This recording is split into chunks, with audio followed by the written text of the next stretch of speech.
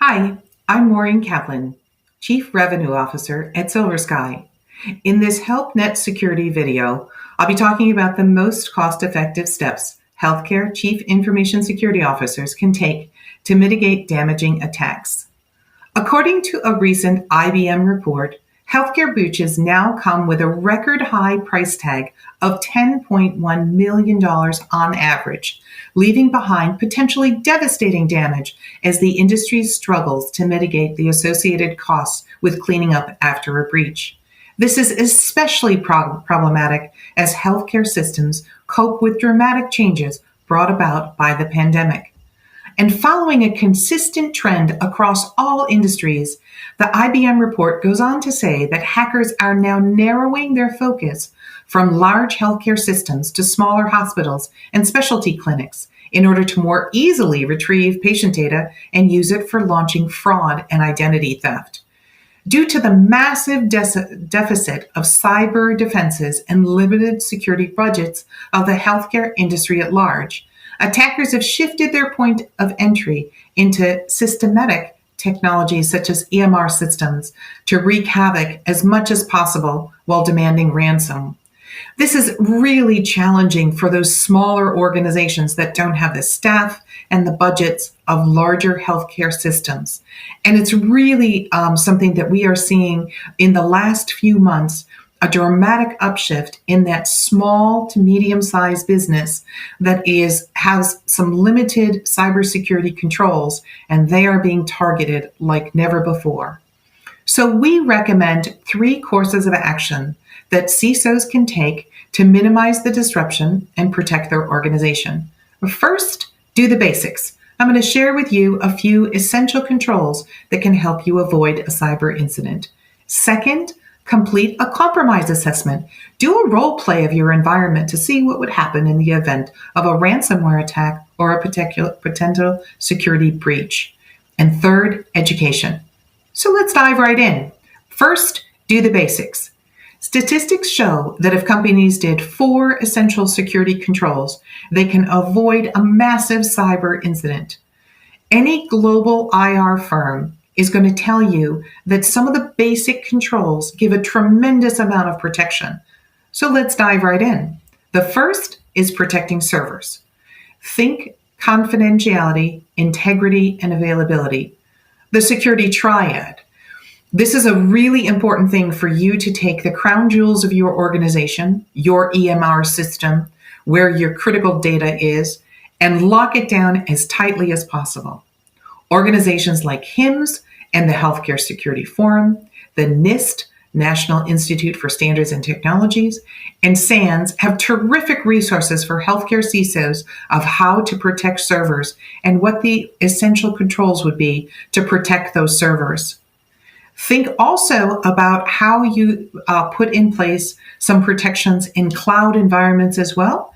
There are some wonderful recommendations on these sites that can get you started. The second of the 4 essential security controls is multi-factor authentication, especially on your web-facing applications and servers.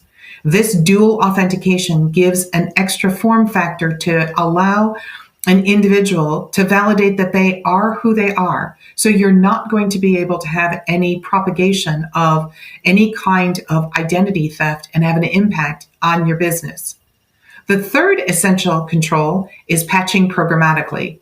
And don't be so focused about zero-day attacks because the statistics show that most zero days are actually exploiting known vulnerabilities that in many cases have been available with patches for years.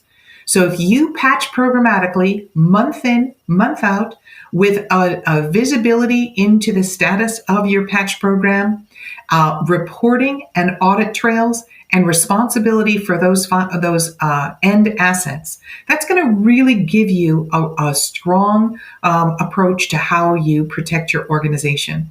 And the last of the 4 essential controls is privileged access management.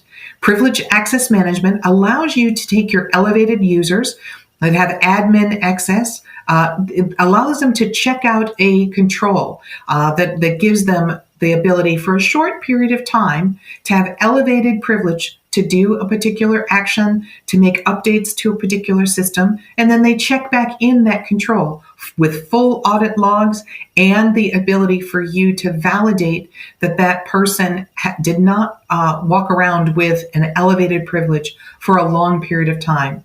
You're going to see a lot of targeted attacks and a lot of spear phishing emails that go after what we call power users, people that may have access to lots of systems and critical data across the organization. A privileged access management program is a really great way for you to have control over that sprawl of access and give you full auditability.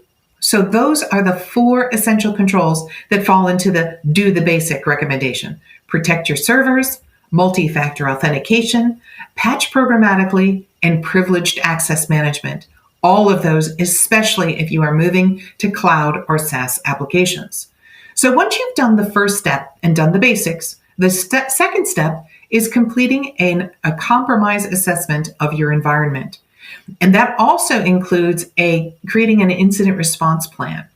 And what that's going to do for your organization is give you a really cost-effective approach to safeguarding your patient and employee data by looking at your organization from the perspective of a ransomware attack or a data breach.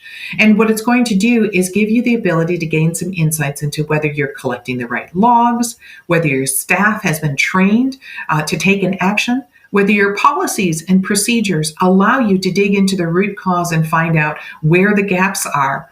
And your policies and procedures should also include the human element, public relations, education to both your employees and your patients, as well as your community at large. And how do you communicate this to give a strong sense of control and understanding? That compromise assessment of your environment and creating of an incident response plan is the second recommendation that we make, and it's something that IT health leaders can really benefit from in their overall program. And the third is educating employees. We recommend taking a gamification approach. It gives a great way to instill a sense of personal accountability for the mission of protecting patient data, and studies have shown that it lasts a long time and people remember it if you use an approach that makes it fun and interesting. No organization is immune to cyber risk. Educating your team when it comes to the essential controls, educating your leadership and speaking the language of business and risk mitigation, and educating your employees is a great starting point. Together, these controls will help you to have a confident approach to protecting your organization and mitigating damaging attacks. Thank you.